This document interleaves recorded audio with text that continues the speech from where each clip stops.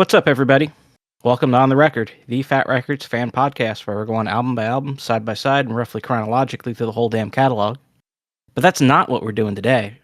We are going to do a bonus Fat episode for you today where we talk about the first two comps put out by Fat Records and Epitaph Records, or at least the two famous series of comps. So we're going to be talking about Fat Music for Fat People, and we're going to be talking about the Punkorama series.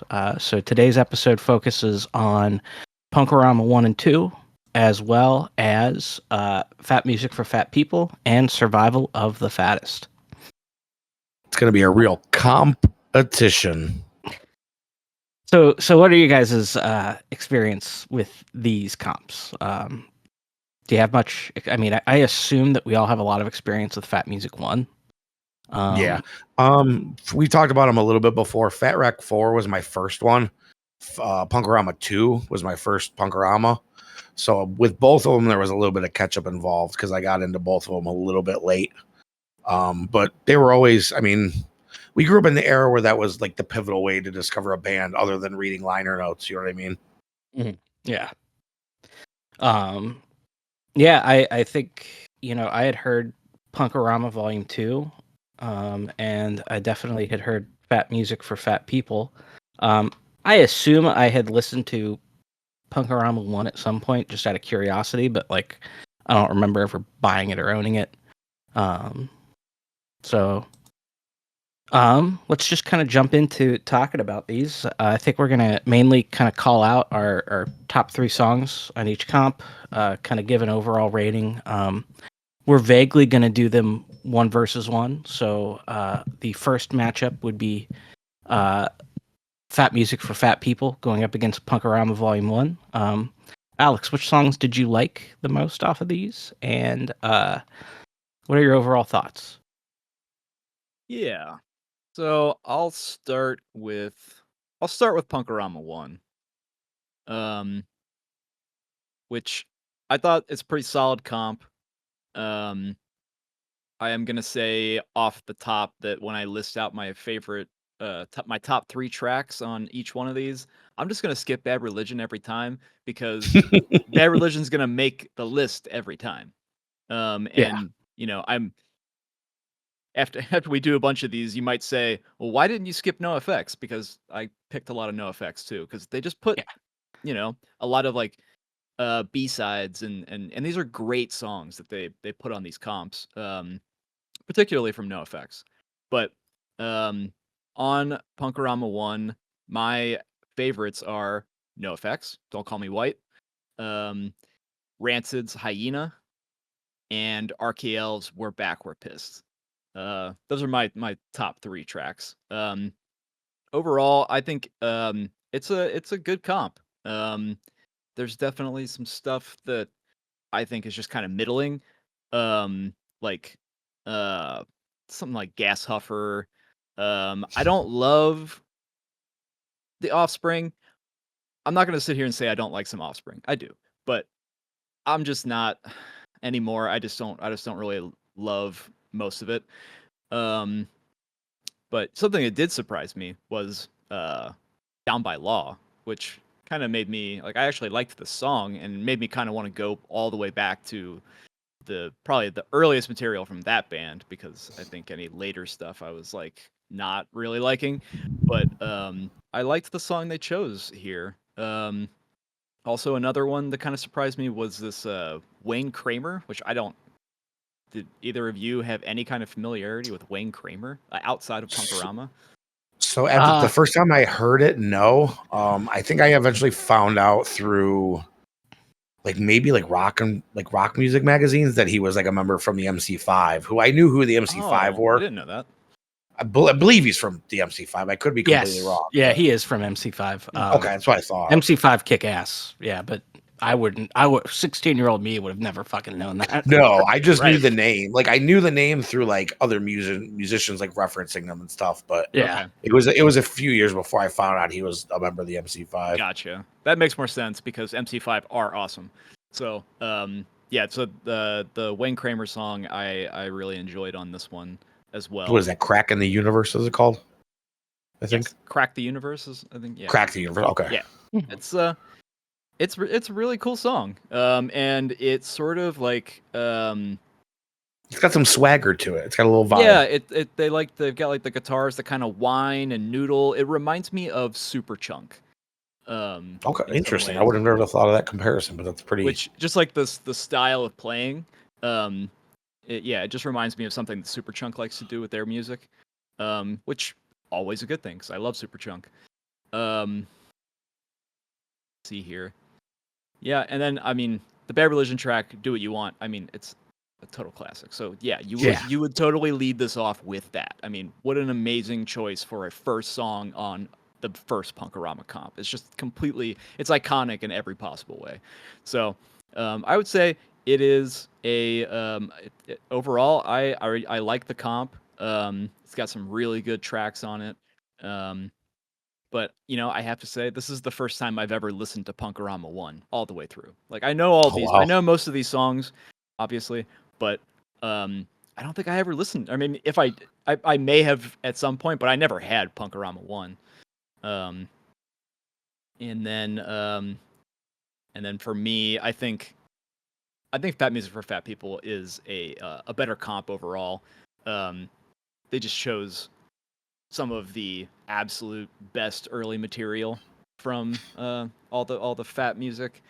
I mean, it's got Propagandi's Anti-Manifesto, Know It All, Lagwagon's Know It All, Strung Out, In Harm's Way. I mean, these are like Bracket 2 RAK 005. These are some of the absolute best tracks from the early records. Lagwagon's for Coffee. I don't think it's really even a competition for me between these two. I think Fat Music for Fat People wins it hands down. I agree completely. I think by a mile, Fat Music takes the volume 1 fight. There's just a little too much filler on Punk-A-Rama 1. And I think that's true of most of the Punk-A-Ramas. Like because they're longer comps in particular, I think that there's a bit more filler in them. Punk-A-Rama feels like there's a lot of like fill in the envelope type tracks where it's like but it's like, well, let's throw it on there because it's Bad Religion, or we'll throw it on there because it's The Offspring, or whatever the case may be. But the songs that hit on that comp really, I think, hit. But Fat Wreck outshines them in just about every way in the first fight. Yeah. So yeah, I agree with you about favorite songs, Alex. Except I would swap out Hyena for Jennifer Lost the War. I have that on mine too. I really like that song a lot. Yeah, it's a good track. It's a cool Offspring song because it's a little bit different from what you expect from them at that time. Mm-hmm. Also, you could see a song like this down the line way more easily than you could, I think, this early in their career. I haven't gone back to listen to the whole album, but I thought that Dying to Know, the earlier Pennywise song in there, was really fucking good. And I do remember just loving Unknown Road when I was younger. So it's my gateway punk album. I think at some point I'm going to go back. Responsible. Yeah, dude, it rules. It holds up really well. Yeah, that's just it's more interesting than the band that wrote "Fuck Authority." Big time for certain. I have to dissent on this one. I actually, my note on that Pennywise song is that it feels so long. I skipped it. I'm just not a Pennywise person. I think that there's like a short period of time where I like some Pennywise material. But, I would say that like overall, I could probably put together a solid 10-song compilation of Pennywise stuff that I like, but that's kind of it. Yeah, that's all you really need at the end of the day, anyways. And they're all. It's just bro him 10 times. I think it would be easier for me to write a list of my 3 least favorite songs on Fat Music. Do you think that bassist was pissed that they didn't even write a new song for him? They just redid the other one and changed the name. Like that's some real Elton John, like Candle in the Wind 2000 shit. Yeah. Where it's like, look, you're important, but like, I don't got a lot of time to write on a whole other song about you. So we'll just tweak this other one. Yeah. he got cheated out of it. He really got ripped off. What were you So gonna yeah, say, Ben? yeah. So I was saying, it would be easier for me to give you my 2 least favorite songs from Fat Music than it would be to actually give you my favorites. And that would be "Feeding the Fire" by New Use for a Name and the United Cigar by Good Riddance. I think are Yeah, that one's okay. Yeah. in terms of Good Riddance, it's just not one of Yeah. their good songs. And then I'm not a huge No Use fan, but like I think the rest of it are all very good songs. It's a lot of songs where these are all like I think the songs where I was like, I feel like I've heard this song before or something like that during the earlier seasons. Yeah. So I do like though that most of the Fat stuff does seem to be. I mean, we've talked about it before, but most of the time these tracks are demos, which is really cool. I Yes. really like that aspect That of is it. definitely like one of the best things about the Fat comps in particular. I don't know about Punkorama. I know that Punkorama probably had some unreleased material on it, Yeah, but there was definitely like a here and there exclusive or like a demo or something, but you they know, did always feel like a best of. Whereas Fat Wreck, you kind of felt like you were getting something a little more special. I feel like. definitely. completely agree. Uh, That's I mean that's going to be like an overall thing like throughout all of our discussions about these comps is that I do think that that is what gives the Fat comps a serious edge is that Yeah, they include a lot of unreleased material. yeah. There's a little more personality there. And it was really it's a brilliant call on their part because they're like, we've got all these fans and the fans of the label, after a certain point probably aren't going to buy these comps, but they will if we include some extra songs because Yeah, if you they're get already really if you cheap. get a hook for the diehards, I mean that's all you have Yeah. to do, really. It's like and some of the later comps, I would say that it was worth buying the comp at the time just for a couple of songs. Spend Oh, $5 absolutely. oh yeah, for yeah. some of those songs. I mean, I think further down the line, when you get to like volume 5 or 6, like it's almost entirely unreleased stuff. Yeah, it's a lot of there's a It's lot of almost unreleased. it's almost completely things you can't get on albums. Yeah. Mhm. Yeah. All right. So round 1, going to Fat. Round 2 here is Punkorama Volume 2, released in 1996, versus Survival of the Fattest, also released in 1996. I didn't realize that they had caught up to each other so quickly. For some reason, Yeah, that's cool. I thought that they were. I mean, there are years where one releases and the other does not, but for the Yeah. most part, I thought, yeah, I think that's. I think they were pretty close already. Like the first of each came out in '94 as well. So Oh, I really? think early on at least they're neck and neck. I don't know why I thought Punkorama was earlier by like a couple of years. Yeah, you would think it's got a lot of earlier songs on it for certain. Maybe that's why. That's probably why. Yeah. I gotta say, I think this one for me, this round goes to Punkorama Volume 2. Same. I think that there's just a lot of stinkers on this Survival of the Fattest. A lot of good songs, but it's not to the same level as Fat Music for Fat People was, to me at least.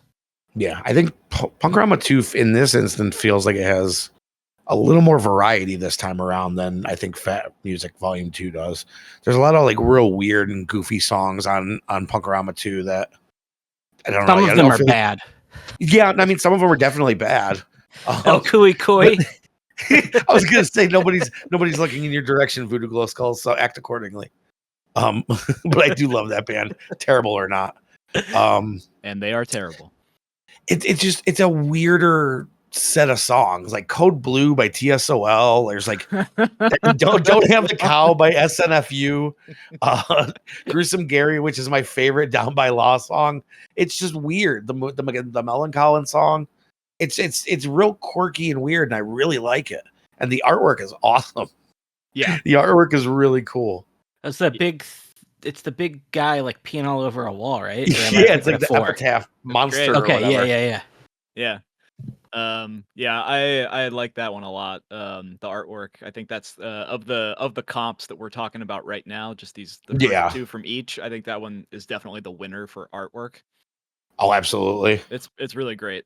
I do love a good theme, so like Fat Music does get me with like the newspaper theme and everything, but it's just not as That's out physical there as. fatness. That's number Oh shit, you're right. Damn it. Oh, two is the the evolution of the man. Yeah, evolution of that's man, right. which is The also really evolution of funny.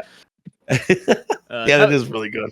yeah, I mean that is definitely second place. Yeah. Oh, Fat, In terms Fat of Music artwork. 2 is the one where they make fake bios for everyone because that's where I thought Snuff was a band of three black guys for like 20 years. Because the art with the liner notes say it's like three dudes from like black dudes from Louisiana or something. And I just completely bought it for like a decade and a half. So cheers to Fat Mike for that one. That's good. Preying on a Midwestern kid's gullibility. But just to chime in, I definitely agree with both of you that Punkorama 2 definitely beats Survival of the Fattest. Yeah. Gruesome Gary, dude. I love that song. It's so funny. Is this the first? No, it's not the first time because on Volume 1, Rancid appeared on both. I was going to say you have Me First, oddly enough, showing up on both of these though. I think the 7-inch came out on Epitaph or something. Maybe I think that's why. Yeah. I think the Denver 7-inch. I think Epitaph did.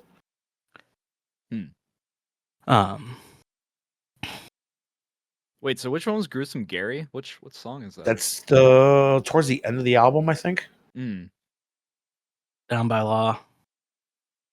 But it's like the one with like the like shouted verse or shouted choruses. And it's got like the big drum build in it. Right. Okay. Yeah. So I didn't note the name of the song, but I did like it. Again, like that's why I was kind of like, maybe I should go back and listen to Down by Law because Dave Smalley, man, killer voice.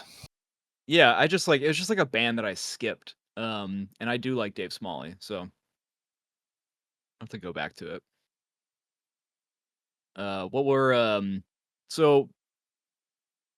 What were your favorite songs, Ben, on Punkorama Volume 2? So I gotta say, because they break from the Epitaph mold a bit, and I mean, two of them are very fucking old, or at least were pretty well.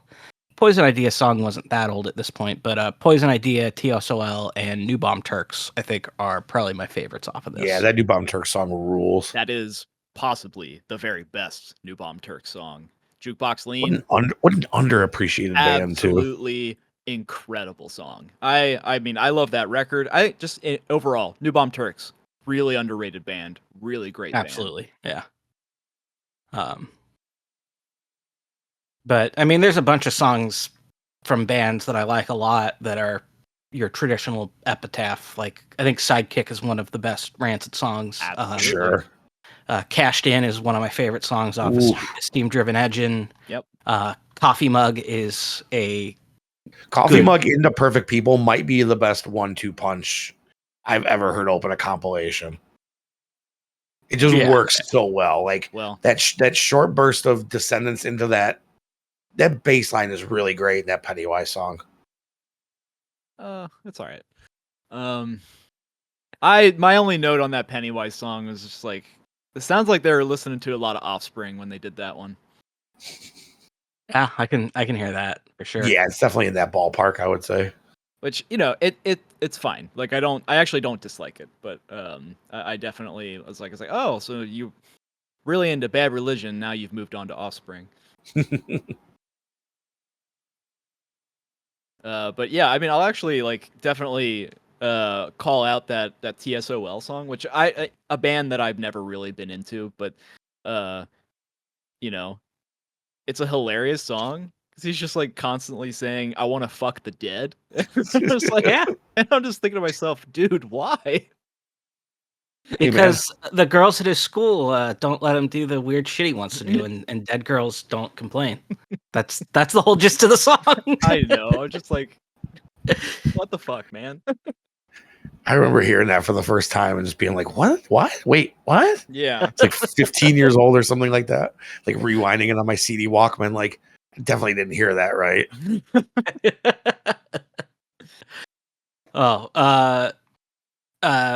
What were you guys' three favorites off that then? For the Punkorama, mine was Millen Collins Bullion. I liked Gruesome Gary, and then SNFU's Don't Have the Cow is just a real like big anthemic sounding song. It really has a nice hook to it. So that's probably one of my other favorites on there that I feel like a lot of people don't talk about. Mm-hmm. What about you, Alex? Yeah, you called out my favorites. Pulley Cash In, Rancid Sidekick, and then New Bomb Turks, Jukebox Lean. So I've got a I was listening to Sidekick recently, and a question popped in my head. Do you think that song, the lyrics to that were originally, I had a dream I was an X-Man's sidekick, and they had to change it for legal reasons to Ninja Man? Yeah, I don't know though. Like Because the the references Ninja Man to Wolverine are real weird too. The Ninja Man is fucking Wolverine. Right. Well, like they say at one point, like they call him by name, and I always thought it was kind of weird. Because there's a line of like something about like Wolverine was sad and it made him mad. And I was like, I mean, that is pretty much bullet in their head. Yeah, which like that doesn't really line up because like Wolverine, I mean, back in World War II, shot a lot of people, but not really the most common form of murder for a guy with claw hands. Yeah, it was odd. I don't know if I've ever really thought about it. I think I always just chalked it up to Tim being Tim. Yeah, that could be it. So moving what about over, Fat Rex. What was your guys' favorites on Fat Music? Oh, Survival for the Fattest. Or I mean, sorry, I keep getting these fucking names mixed up. Well, I think they're called Fat Music Volume 1, Volume 2, Volume 3 at some point. Yeah, I would say for me, the three favorites were probably the Propaganda song, which is just the one Nation of my favorites. States the demo, yeah. Rotten Apple, Another good one. and I think that's also a demo. Yeah, because they changed the spelling. They even make an effort to make it a completely different title. Yeah, because one's Rotten Apple and the other one's a Rotting Apple. Yeah, and I like it, but I do think that the album version is better. But I do, it beefs like it up a little bit more. Yeah. That No Effects cover of I think it's a Frank Sinatra song is really good. Vincent, Don McLean. Oh, okay. Maybe I'm thinking of All of Me from the next one. Then maybe I think is a Sinatra cover, and that Wizzo song or Wizo song is great. Ram der Zeit. I don't know what they're saying most of the song, but it's a banger. That's definitely one of the best ones from that record. For me, my favorites from this one were, oh man, definitely Libel by Tilt. A good one too. And then Lagwagon's Layman's Terms, which is one of their best B-sides. And maybe Brackett's Talk Show is probably my third favorite. I really like good that selection. One. Yeah.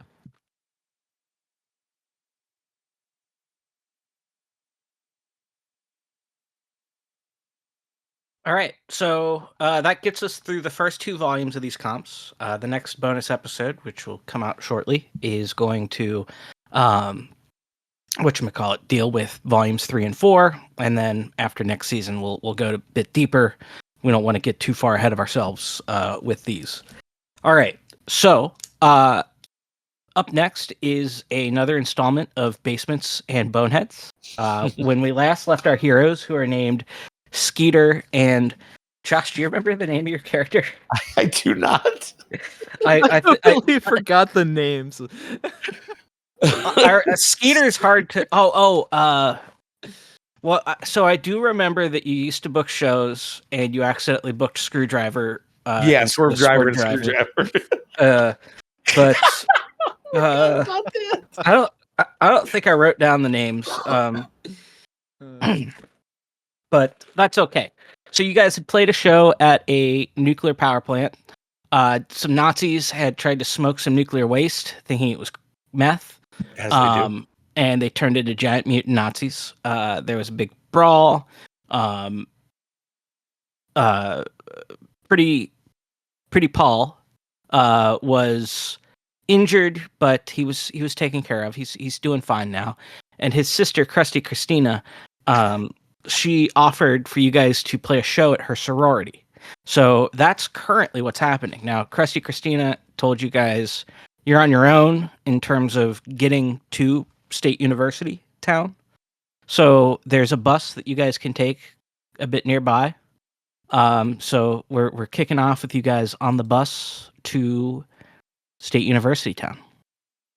There are it's not a lot of people on this leg of the route. There are actually 3 people on the bus. So if you want to, you can. Well, in addition to the bus driver, but he's basically just the Simpsons bus driver that points Yeah, to he's the gonna sign. tap the sign. Yeah. So there's 3 people you could potentially talk to, as well as a bathroom if you need to use it.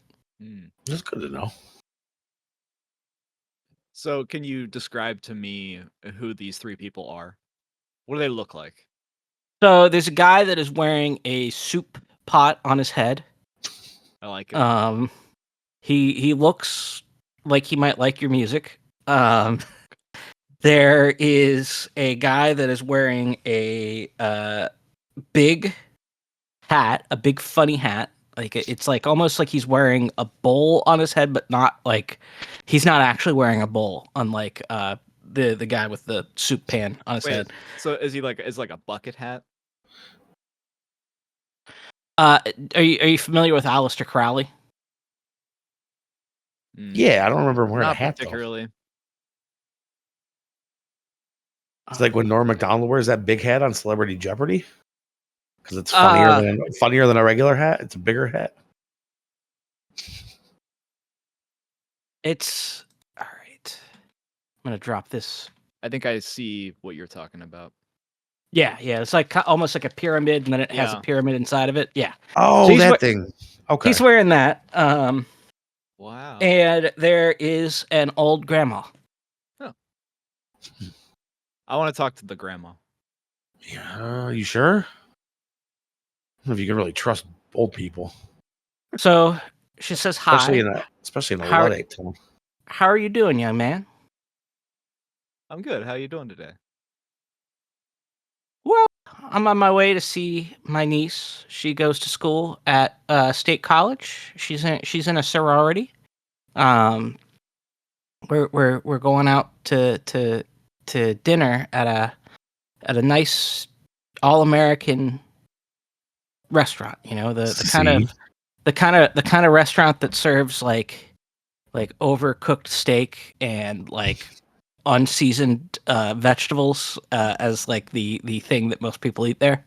So Chili's. She tells you her name is Angela. And she offers you some candy. Would you like the candy? No, I don't. No, thank you. No, we're good. Okay. We had a box of lemon heads before we left. It says suit yourselves. So what's the? I'm just curious if this is the same sorority. I'll ask her. What is the name of the sorority? It is the same one. I've got to look up what the name of the sorority is. You're gonna ask it all weird like that? Which one is it? No, I'll ask it just like casually. It's like, oh yeah, what sorority does she belong to? We're about to go play a show at a sorority.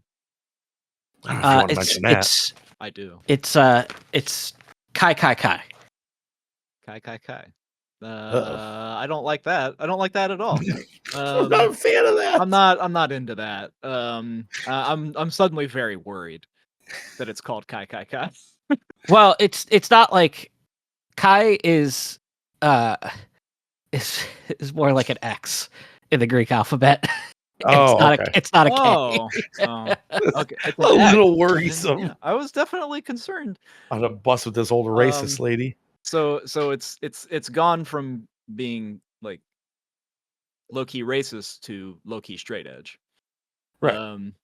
That is one way to interpret that that sorority name. Or maybe it's both. We're about to find out. And so I will just say that I hope she has a lovely dinner, and maybe I'll see her at the show. Does she hate me? No, she's just kind of in her lane, enjoying herself. Gotcha. Okay. She's happy. Okay.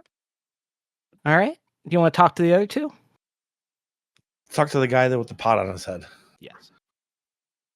Hey guys, my name's Soup Pan Steven. I'm going up to State University town to see a punk show. Yes. You No guys way, going there dude. for that too? Yeah, we are actually. We're gonna be. We're actually on the show. Wow, that's cool, guys. I'm excited. I'm excited for your set. So Do you can I guys Could be have a good demos? one. Do you guys have T-shirts? Do we have any merch left, Alex? But I think we left it at the reactor. We might have. Yeah, I Yeah. don't think we wanted to bring it. So a lot of our merch got irradiated. Yeah. So we're in the process of getting some non-irradiated merch Ah, that's okay, man. That's why I wear this hat. to prevent radiation. Yeah. That's fair. You answered my question before I could ask it. I wish we had those. We just played a reactor. We didn't have any sort of soup pans like yours. So it's to block the block radiation, or is it to block like radio waves? He thinks that they're the same thing. Yes. Okay. Yes, is his answer.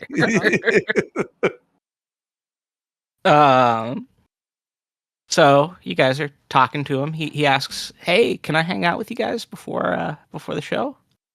We got some time to kill." What do you think, Alex? I don't see why not. Sure. All right, Soup Pan Steven joins your party for now. All right. The bus ride's about half over. Want to do some other things? You could talk to the creepy guy. I have to go to the You could bathroom. Josh, you can talk to the other guy. You are not. You are seriously not going to bail on me and leave me a creepy guy. I have to go to the bathroom. That's brutal. I wouldn't do that to you, but okay. Okay. Let's talk to this creepy guy. What's his name? His name is Charlie Abraxas. That doesn't seem foreboding at all. He's carrying a bunch of old grimoires. He's wearing the aforementioned hat, and he is headed to a conference on Thelema, which is the mythology sort of magic religion of Aleister Crowley. So Cool. that's where he's headed. All right. And he mentions to you, he's like, you should be careful in State University town. Young people have been vanishing, and they have been winding up dead after they vanish. Their dead bodies are found in the streets, and there have been some videos on the dark web that I've watched that show them being killed. Jesus. Don't kink shame me. What's that website called? It's called darkweb.com. I didn't know it was that easy to get to. You need to eat an onion to do it or something like that. Also, I don't know. No, it's thank also you. known I'm as out. 8chan. Right. So I'm not eating an onion. while you were in the bathroom, Alex, you noticed something above the sink. There's like a shelf, and up top you see a chest. What do you do? Wait, a chest? What kind of chest? What does it look like? It's more like a lockbox, but Okay. it's got a combination on it. There's a pentagram drawn on it. All right, I'm gonna try it. I'll try to open it. Yeah. I don't would know. open it. I'm not gonna like sit there and try the Well, combination. are you gonna try to brute strength it, or are you gonna try to put it in a combination, or? I Try mean, 666. there's. Oh, that is fucking brilliant. Yes, I will try 666. That's the combination. You guys followed my breadcrumbs exactly where I wanted you to go. I would not have thought of it, and I don't know why. But yeah. Either that or 69 420. So it pops up, it pops open, and inside are a bunch of bags of cocaine. Oh no, I didn't expect that. Sorry. What do you do with the cocaine, Alex? Oh, I'm taking it. I'm gonna sell it. Okay, yeah. I think that you've old got some lady will buy it. No, not to her. She's not gonna buy it. You don't But know that. we're about to go to a fucking college campus. I'm gonna sell some cocaine. What do you do with the box? Flush it. Right out the thing. I will. I'll put it in my. Well, I don't know. It's probably kind of big and bulky, but I'm trying to think of like if I can take it with me and like throw it out the window without anybody noticing. Um, I'll take it with me, and I will, as soon as I exit the bathroom, I'm gonna set it down underneath a seat right outside the bathroom. All right. Okay. So you guys pull up. How are you getting that box off the thing? The box? Yeah. Oh, I just staying there, bro. I'm pocketing the cocaine. The cocaine. Oh, is okay. So going- you've just hidden the box. Okay. Yeah, we're Right. stuffing that under a seat and just leaving it. Right. So Krusty Christina is at the bus station to meet you guys. She hugs Paul, tells him how much she missed him, all that bullshit that people do sometimes with their family members. And then she says, "Okay, guys, we're going out for tacos with my sorority sisters." So you guys are leaving, and as you're leaving and headed to the taco place, you hear Charlie screaming, "Where's my box? Where's my box? Who fucking stole the box? Where's that soup pan kid? I'm gonna fucking kill him." So you've got this guy that's angry and screaming as you guys leave.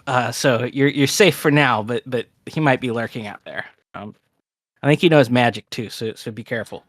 All right, so don't sell it to him. So That you guy's on our have no sell list. So, did Soup Pan Steve? What's his name? Sorry. He thinks that maybe Soup Pan Steven took it. Yeah, he thinks Soup Pan Steven stole it, not you. Right, but does Not Soup you Pan, guys. did Soup Pan Steven hear him say this? He just kind of was like, whatever. Soup Pan Steven is not completely in control of aware of his surroundings. Yeah, so I didn't do anything. That's his response. Oh, okay. Yeah. So Christy Christina takes you out to a very authentic, and she keeps telling you how authentic it is every 5 seconds, taco place. What state are we in? Disbelief. Yeah, it's like Springfield, state university town. Okay. Gotcha. I just didn't know if we're in the Midwest. Feels like an Iowa to me, like an Iowa vibe. Almost like an Idaho, I would say. Yeah, something same that's kind of difference. Midwestern, but kind of Northwestern. Oh, yeah. Okay. So her sisters meet you guys at the taco place. These are sorority sisters, by the way, not actually related. One of them is Joan. Joan's a real bleeding heart liberal. She wants to tell you all about how her makeup is fair trade and bullshit like that. And then Anna, on the other hand, is a rich bitch who thinks that the poors exist to serve her. So she's ordering you to go take her order for tacos. I ain't gonna fly. You know, they ask who Steven is, and you said we met him on a bus. And Anna says, "Ooh, gross. Why are you bringing bus people here?" And you guys explain that he's coming to the show. So you guys have eaten. Christina reiterates what you heard from Charlie, the mad magic man, that people have been showing up dead, and you guys should be careful around town. And so Christina, is there a specific place that people are disappearing from, or is it just kind of anywhere on the campus? Well, they do seem to be disappearing from sorority parties. So, I think ours is going to be safe, especially with you guys there. But you guys should be fine. Yeah, we got Saucepan Steve or whatever. Yeah, you got Saucepan Steve. She's like, don't worry, we have frat dudes that come keep us safe. Yeah. Plus, Steve will run the door. So the show is in the basement of the sorority house. This is going to be your usual gig mechanics. Which I have to hang on a second before we get to the the sorority house. are we walking back? It's a college town, so we're probably walking. Yeah, you're walking. Yeah. Okay. So I try to get the rich girl's attention and low key ask her, it's like, do you want to buy some cocaine? Oh my god, I love cocaine. Yes. Anyone would, that girl would. Can I buy some? I knew it. Yeah, absolutely. Yeah. All right. She gives you for $1,000 for all of it. So you guys have some money now. Hell yeah. That's amazing. Well done, Alex. You could potentially upgrade equipment if you want. Or you could reinvest it in a tour van so you don't have to take a bus ever again. Many things could happen. Damn. Do you like the idea of a tour van? Yeah. I mean, it's cool riding the bus. We meet some cool people like Supan Steven, which now just sounds like Sufjan Stevens. Yeah,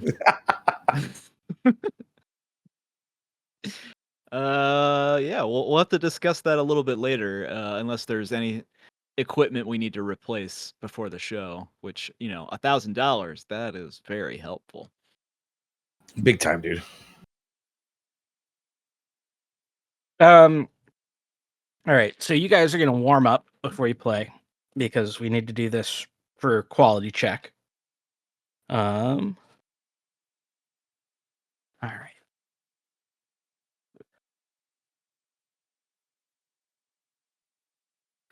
Ooh, nice. All right. So, you guys are, playing in sync. Average of the band decks plus the dice roll must beat 20, and you definitely beat that. So you get +1 for the quality check on playing in sync. Nice. Are you in tune? Yes, you are very in tune. Oh, we're crushing it. And do you have the X factor? Okay, so that's your average of your charisma.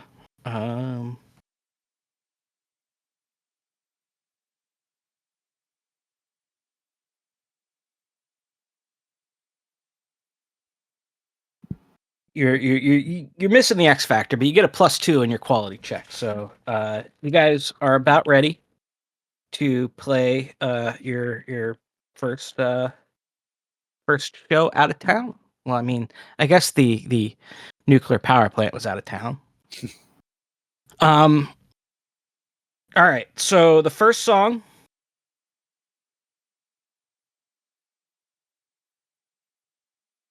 goes well. People are really feeling it. What was the first song you guys played, though? I forgot. What are you playing? I remember Hit by a Car. Yeah, it's usually our solid opener is Hit by a Car. People really liked Hit by a Car. Dude, it's unexpected hit of the summer. All right. What's the name of your second song? What was that? That wasn't Jump Out a Window, was it? I don't know how you guys can even remember. Jump Out a Window sounds right, and that's what a lot of people wanted you to do while you were playing it. You, in fact, heard somebody screaming in pain while you were playing Jump Out a Window.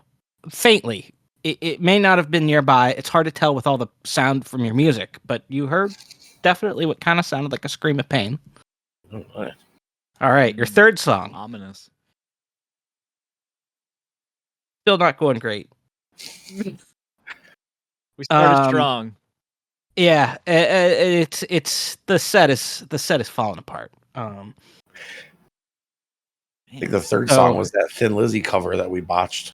Yeah, that third song when it didn't do great. And then your fourth song, which was that another cover? Was that a cover of what was one of the? Did you guys do like a REM cover or?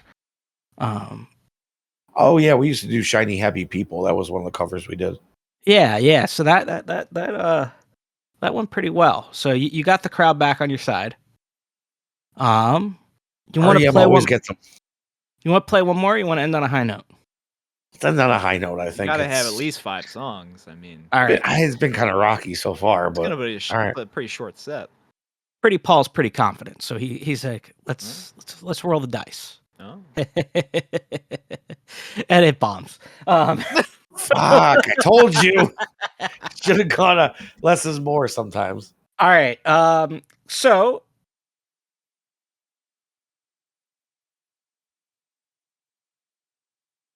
all right. You do.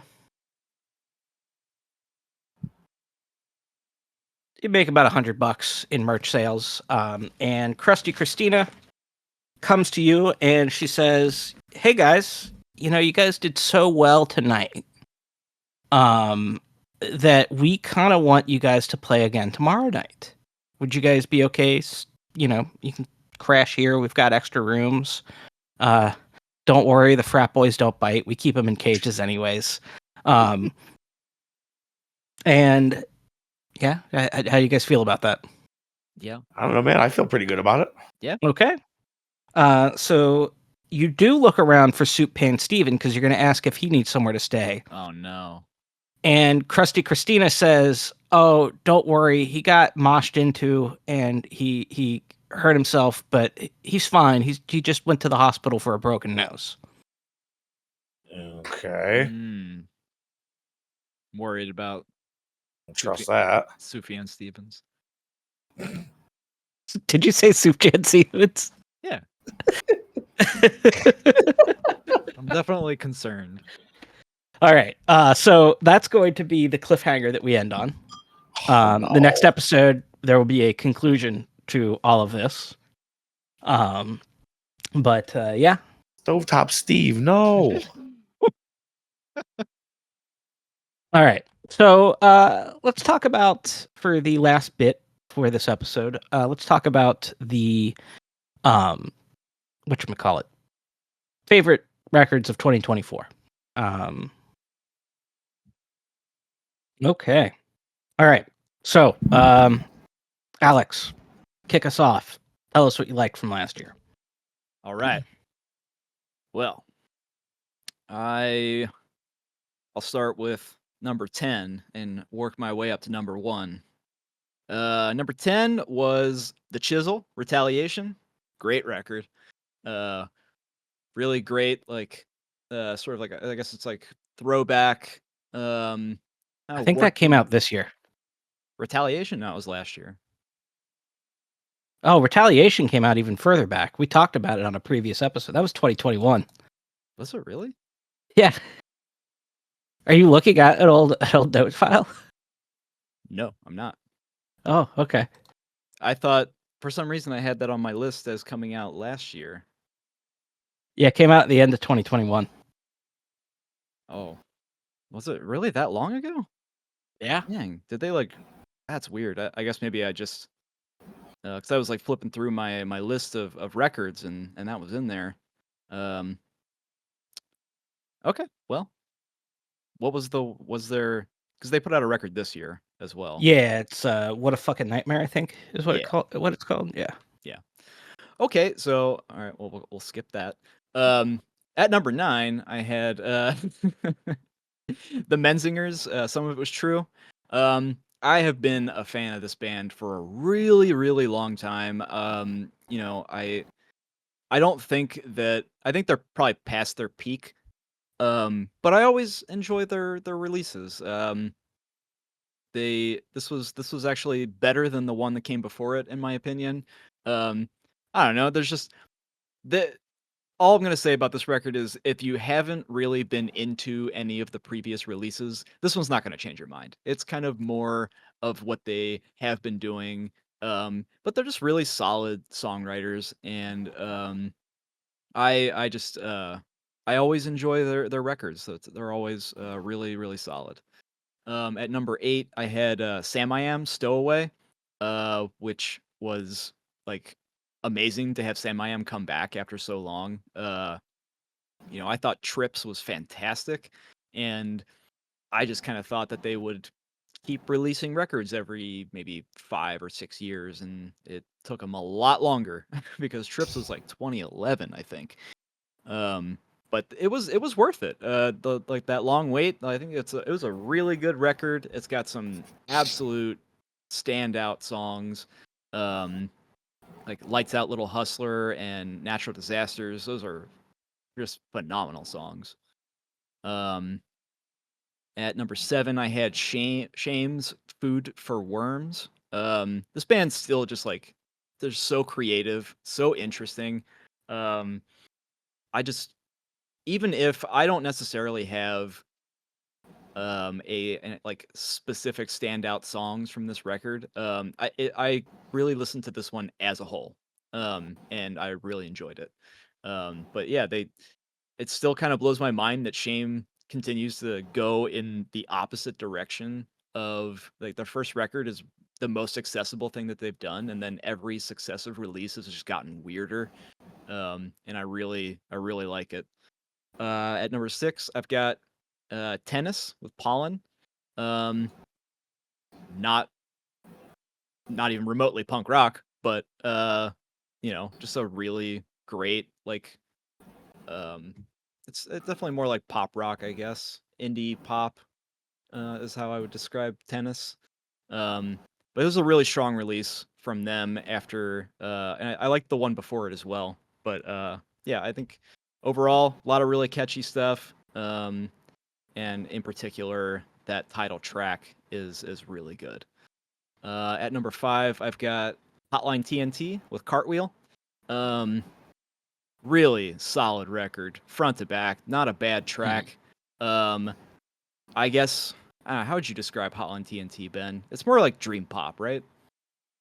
Yeah, it's like In some ways, it's more like shoegaze dream rock. pop that Yeah. has like kind of elements of like emo or pop punk to it too. I feel like Some at ways, times. Interesting. Yeah. Maybe not pop punk, but definitely has like some emo elements to it at times. It's members of Weed, right? Yeah, it's the vocalist and from Weed. I love Weed. Great Insane. band. It's a great band. Running Back, absolutely incredible record. Yes, yeah. But yeah, Cartwheel is really, really good. The song I Thought You'd Change is just a phenomenal song. It is like top 3 favorite songs that I heard last year. Really, really great.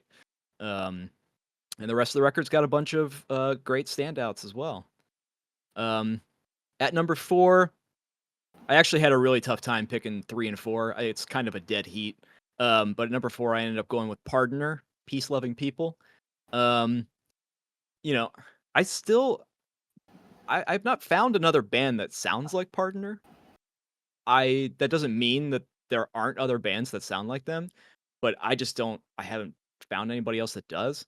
I don't even really know what you call this. It's definitely like in the realm of punk, but it's a lot of, he does sing, but there's a lot of talking, as far as the lyrics go. I think it's really like, it's generally like really clever and funny, and it's like they're like making fun of the scene. These guys don't care, or at least that's the sort of vibe the lyrics give off, is that like this is not a serious thing that they're doing, but they are really, really good at it. I just think this band is so good, and this record in particular is awesome. And I will say that they put out an EP this year, in 2024, that is even better than this. It's got some really fast songs on it, right? Yeah, it does. Yeah, I can't remember what the LP sounded like, but I listened to the new EP a bit and like how fast some of the songs are. Yeah, really creative. And like I said, I don't personally know of any other band that sounds like this. And I would actually like to see what else is out there that's kind of in this vein. At number 3, though, I have this has to be the most obscure thing on this list. It's called TV Repairman. They're out of Australia. The record's called Phenomenal name. Yes. Yeah. Well, yeah. You should see how it's spelled. It's TEEVEE, and then Repairman with 2 N's. So, so it's like, I think it's just a way of like very much differentiating your name on Sure. the streaming platforms. That's so funny. Because you ever notice on Spotify, like it'll be like, oh, new release from this band that hasn't put out a record Oh in yeah. 10 years, Yeah. and it's just like somebody else. Yeah. They just lumped in with it. Yeah, that happens with Bars, that band that I love. That's like Hope Conspiracy and Oh, Suicide yeah. File members.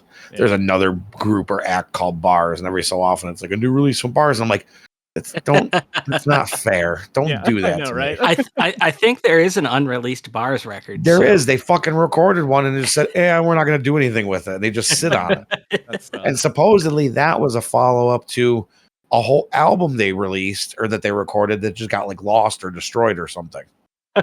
Was the story that I had heard. I don't know how true that part is, but there's definitely an unreleased whole Bars release that's just sitting in somebody's computer somewhere, and it just makes me want to scream.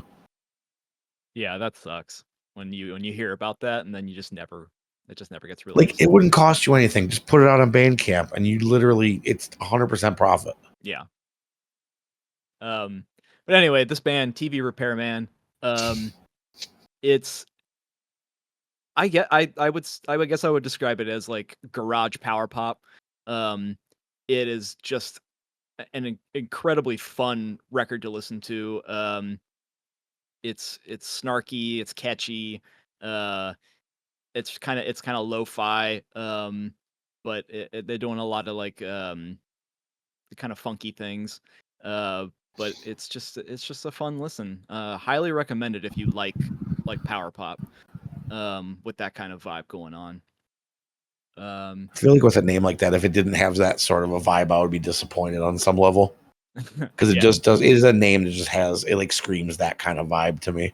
Yeah, and it has it in spades. The song that I would recommend anybody to check out is called Bus Stop. It's so catchy. Nice. I love it. At number 2, I had Fucked Up, One Day. This is, I think, some of Fucked Up's most accessible material. I think the vocal hooks are really great. The guitar leads get stuck in my head all the time, and then they've always, it seems like they're always trying to push themselves and to give them some kind of gimmick to what they're doing. If it's not like some kind of concept album, it's like a concept in some other way. And so I guess the whole thing with this one was that each band member had 24 hours to write their portions of the songs. Oh wow. So it came together in like a really interesting way. And yeah, I just think that it seemed to work because I like a lot of these songs a lot. I think it's a really great record. There's a lot of great material on that one. And then at number 1, I've got Military Gun, Life Under the Gun.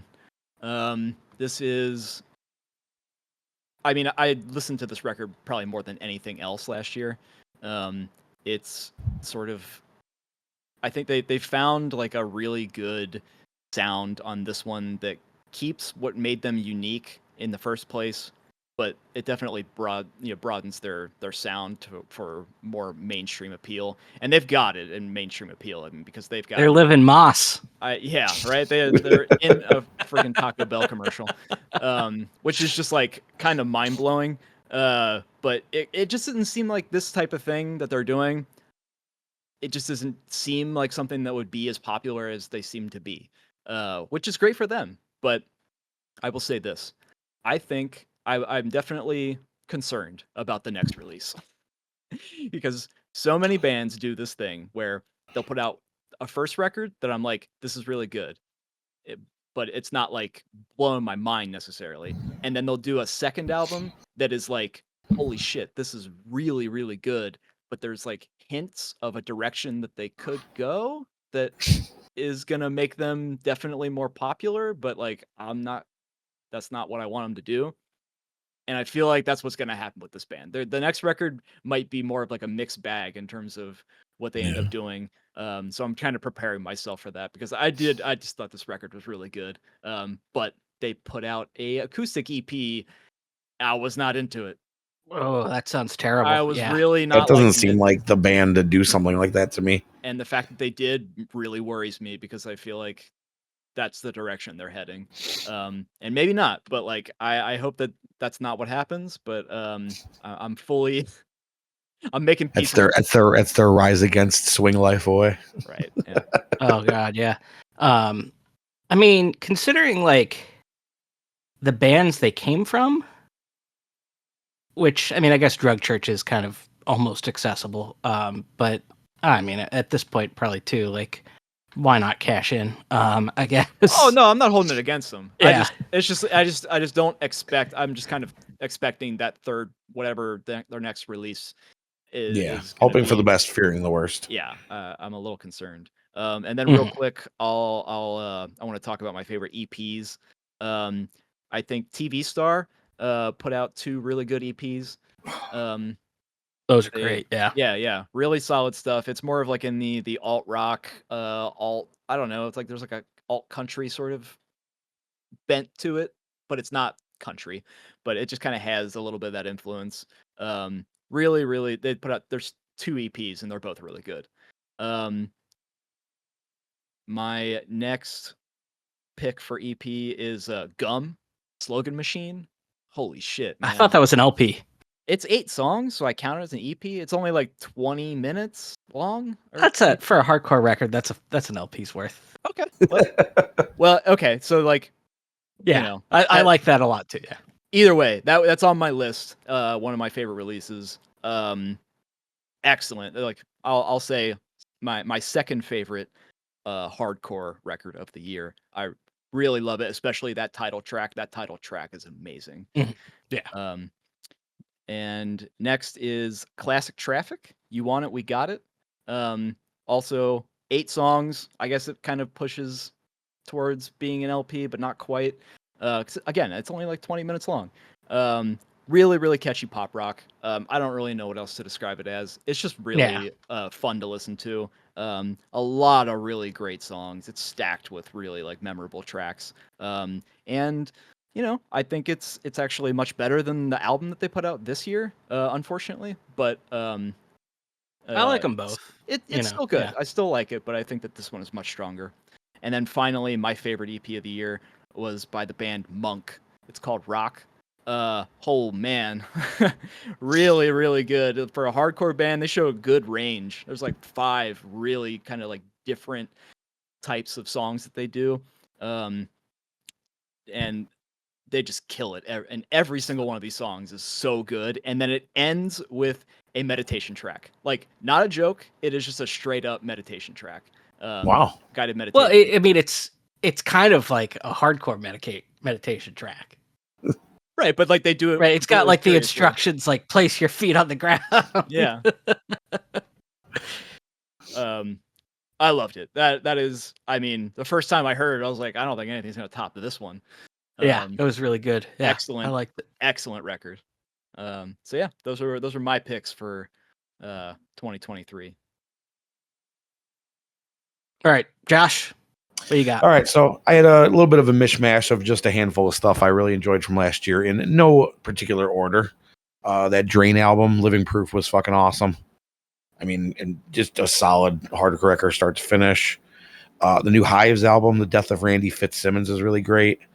The Hives, I mean, if you know what that band's like, you pretty much know more or less what you're going to get in terms of like performance and swagger and the character and stuff. I actually kind of like fell off with that band for a really long time just because I felt like the shtick had sort of run its course for me. Mhm. Didn't really expect to be into a new Hives record, and it hit, and I was like, this is exactly what I wanted for whatever reason. Crime and Stereo's new album, which is I don't know how many years in the making. Wait, they put out a record? Oh, yeah. 20 House in Trance it's called. It goes even know way further into the kind of like I guess shoegaze vibe that they were going for Really? on the earlier or the last couple records, if that's a fair. I don't listen to a ton of shoegaze. I don't know how fair of a comparison it is sonically. Yeah, But, I mean, kind of that. I'd also just say it's kind of like the brand new vibe that they seem to be going I for. was going to say like a minus the bear influence at times too, sort of. Yeah. Oh, weird. A lot of delay and pedal work and stuff like that. Really great album. One of my absolute favorite bands for a million reasons, and it was well worth the wait. I was really high on the Joey Valence and Bray album. I don't know if you guys have heard of them at all. It's called Punk Tactics, and it is unabashedly like early Beastie Boys, like super fuzzy guitars and like just really snotty rap from like two young white dudes. It's just a great album. They have a new record out this year that's really great, and they're touring all over the place. I got my tickets, so I'm pretty excited to see them before. They just seem like a group that's going to blow up at some point, so I'm really hoping to see them before that happens. Before you can't get a ticket to a small venue show to see them. The last 2 Chainz record, Welcome to College Grove. Last time I put 2 Chainz on my best stuff, it turned out to be a greatest hits album. So this one is an actual new album of fresh material. It's him and Lil Wayne as a duo for the whole album, and they absolutely crush it. It's really, really great. And my last pick is Zulu's A New Tomorrow, which is probably one of the most aggressive records I've heard in years. Just angry as fuck, but like great little elements of like soul and hip hop and funk dabbled in places, and just not what you would expect, I think, at any turn. And it's an absolutely fantastic record. I think I like that record all right. I think I like their earlier ones better. But Really? I think that they have the best merch. Oh my God, it's ridiculous. They have the best shirts. Yeah, the Abolish White Hardcore t-shirt is fucking awesome. I feel like they had another one with like a celebrity's face or something on it that I can't think of what it is now, but it was hysterical. Yeah. So yeah, no, I'm into that. So was that it? Yeah, that was it for me. Okay. So I decided so I pour over the stats for these episodes. I noticed last year's best of 2022 episode took a bit of hit in listenership. So I've decided to try to make my list a little bit more listener friendly. And less self-indulgent for myself, just because I don't want to alienate people. So I put together 10 records that I think that if you like the music we talk about on this show, you should probably check out. You should certainly like. So I liked all these records. I wouldn't say that they're my favorites, but I think Before that you do that, tell me what was your favorite record that you didn't put on the list? Do you know? Probably the Brain Tourniquet record, An Expression of Pain, that came out last year. I don't think I know. What were you thinking?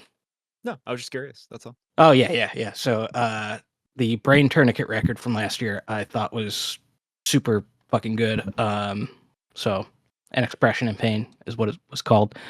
But that's kind of power violence stuff, and I feel like there might be some people that like that listening, but like it's probably not the main listenership. So probably not. I picked out 10 records that I liked a lot, that I think that, again, if you listen to this show and you like the music we talk about on this show, you should probably like a lot. So up first is Final Gasp's Morning Moon. So Final Gasp is for fans of, if you like the early mid period AFI, so from Shut Your Mouth through Art of Drowning, maybe, or if you like Danzig's stuff after the Misfits, so Sam Hain and Danzig solo, you would probably like Final Gasp a lot. Very spooky, kind of bit of metal influence, but not a lot of metal. Hardcore punk stuff. Up next is Poison Ruin Harvest. So this is it's oi, but it has like bits of like almost like medieval sounding stuff added into it. So I guess the Templars might be a good reference point. I almost like bits of it almost sound like they've added in like dungeon synth material to it. It's really cool. Hold on. I've got somebody that can't decide if he wants in or out. So that one, really good record. Liked it a lot. Planet on a Chain, Boxed In. So this is the singer of Tear It Up. It's his new band. I liked this record a lot. I think that the one they put out this year called Culture of Death is even better. One of my favorite records overall of last year was Illiterates, No Experts. So this is a very punk sounding Youth of Today type band. If you liked the Nerve Agents and Redemption 87 records we talked about, or I guess even parts of the Shelter record we talked about, you should definitely check this out. Not straight edge. No one liked that Shelter record. But really, really good shit. Electric Chair, Acts of Aggression. So I think this may have come out on actual physical record at the end of 2022, but it wasn't really accessible easily on the internet until 2023. So I'm counting it as 2023. This is just really fast, maniac, punk, hardcore type music. It's cool. I like that. Adding in two that Alex mentioned already, Gum, Slogan Machine, and Military Gun, Life Under the Gun. Both of those I thought were fantastic records, and if you like what we talk about on this show, you should definitely check those out. Highly recommend. Another one that I think they do it better than most bands that Fat puts out now, that kind of scratches the itch of older style Fat music, is Mil-Spec, the album Marathon they put out. So I forgot about that one. That one was good. They have like the type of solos and the type of melodic hardcore that you would hear a lot on like Fat or Epitaph. But there's also a bit of like they're drawing really from like almost like the entire history of what people, the whole spectrum of music that people refer to as melodic hardcore, which usually goes beyond, what people talk about from Fat or Jade Tree or Epitaph. So they're drawn from some of those more early 2000s, like epic sounding bands. They also seem to be drawing from like kind of 80s, like Revolution Summer type music as well.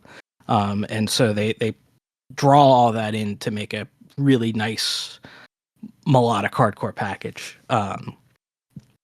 Next one is Citric Dummies, Zen, and the Arcade of Beating Your Ass. So it's a Husker Du reference mixed with a Nine Shocks Terror reference. I was going to say, that sounded awfully familiar. And it's really good. It sounds exactly like it sounds pretty much like what you would expect a band who is referencing both Husker Du and Nine Shocks Terror on their album title would sound like. And then the Spiritual Cramp record that came out last year, which I have written down here as a self-titled. So, they're kind of, very kind of just a straight up punk band. It's, I want to say, gives me some almost Clash vibes, but I don't know if that's quite accurate. But like, I don't think that's too far off. Yeah, it's a really good record. So those are 10 records that I think that if you listen to the show, if you like the stuff that we talk about on the show, you should check out. If you really want to know my true top 10, I don't know, slide in my DMs or something. I don't know. All right. So that's going to do it for this episode.